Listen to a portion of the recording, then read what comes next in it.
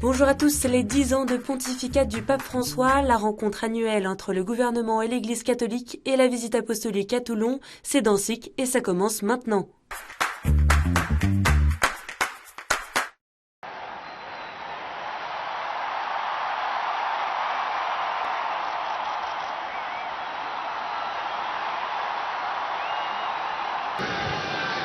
Fratelli e sorelle, buonasera. Pace, caro, non ci vuole la pace. C'est le vœu du pape François pour le 10e anniversaire de son élection, ce lundi 13 mars.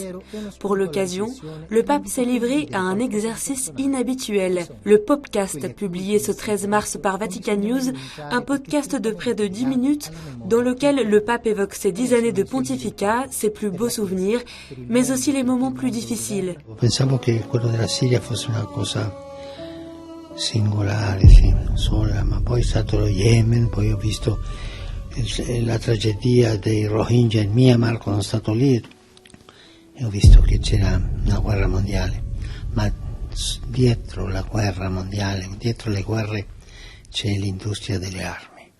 Questo è diabolico. Et le pape a fait part de ses 3 rêves pour le monde à la fin du podcast, la fraternité, les larmes et le sourire.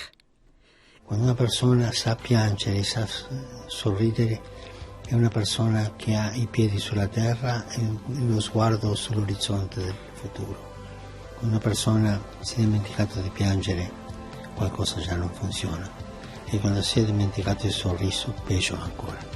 Et pour marquer ce jour férié au Vatican, le pape a célébré une messe privée avec les cardinaux dans la chapelle de la Maison Sainte-Marthe où il réside.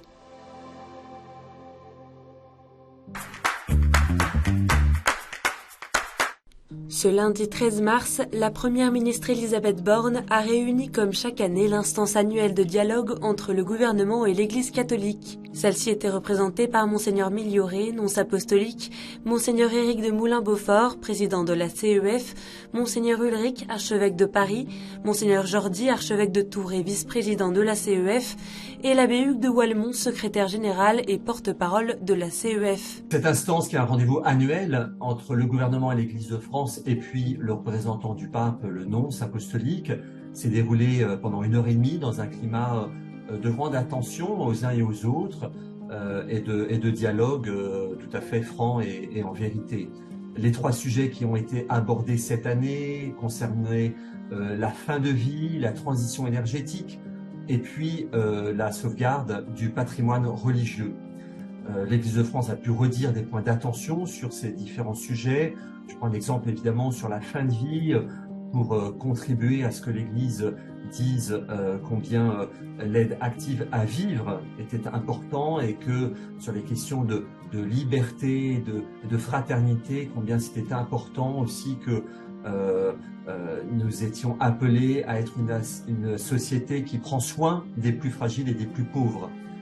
Cette instance, c'est le rendez-vous annuel, mais elle a nécessité de la préparation en amont, mais pendant 1h30, des sujets ont pu être posés, on a eu certaines réponses, des premières réponses du gouvernement, mais évidemment, cette rencontre annuelle, elle invite à travailler, à continuer à travailler avec les ministères concernés, les différents sujets que nous avons pu aborder. La phase d'entretien de la visite apostolique du diocèse de Fréjus-Toulon, débutée le 13 février dernier, s'est achevée ce vendredi. Début février, Monseigneur Antoine Herroir, archevêque de Dijon, et Monseigneur Joël Mercier, ancien secrétaire du dicaster pour le clergé, avaient été mandatés par le Saint-Siège pour mener une visite apostolique et rencontrer les diocésains de Fréjus-Toulon après un certain nombre de difficultés rencontrées dans le diocèse. Après avoir rencontré plus d'une centaine de personnes, Monseigneur Herroir et Monseigneur Mercier vont à présent rédiger un rapport de leur visite qui sera transmis au dicaster pour les évêques à Rome. Le diocèse précise que si ce temps d'écoute est terminé, il est cependant toujours possible d'envoyer des témoignages par courrier électronique sur visite.apostolique@diocèse-fréjus-toulon.com jusqu'au 15 mars inclus. Le message, c'est toujours un message d'espérance et de confiance.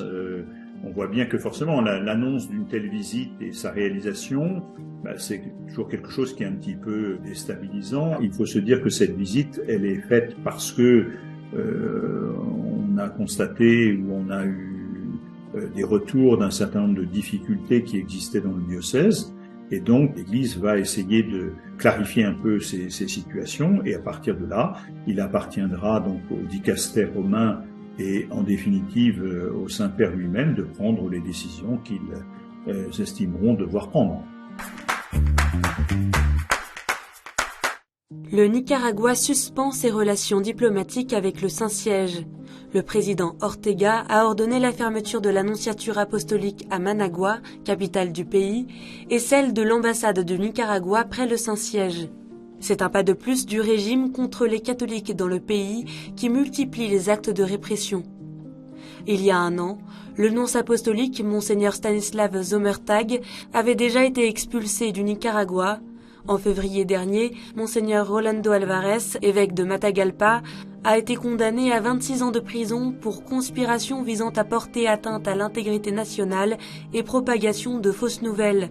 Caritas avait également été dissous par le gouvernement le 31 janvier dernier et la semaine dernière, les deux universités chrétiennes, l'université Jean-Paul II de la Conférence épiscopale du Nicaragua et l'université chrétienne du Nicaragua, ont été confisquées et sont désormais sous le contrôle du gouvernement.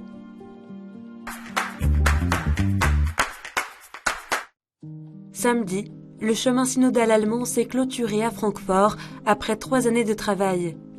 Lors de la dernière session qui s'est déroulée du 9 au 11 mars, plusieurs textes ont été votés par les délégués synodaux.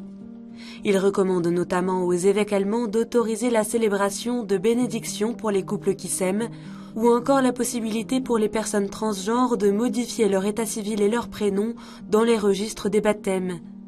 L'Assemblée s'est aussi prononcée en faveur du diaconat des femmes et demande au pape de reconsidérer la question du célibat des prêtres. Rome s'était exprimé plusieurs fois contre les orientations prises par le synode allemand. Pour mieux comprendre les questions soulevées par la démarche allemande, rendez-vous sur KTO et KTOTV.com dans Sans langue de buis le 24 mars à 20h35.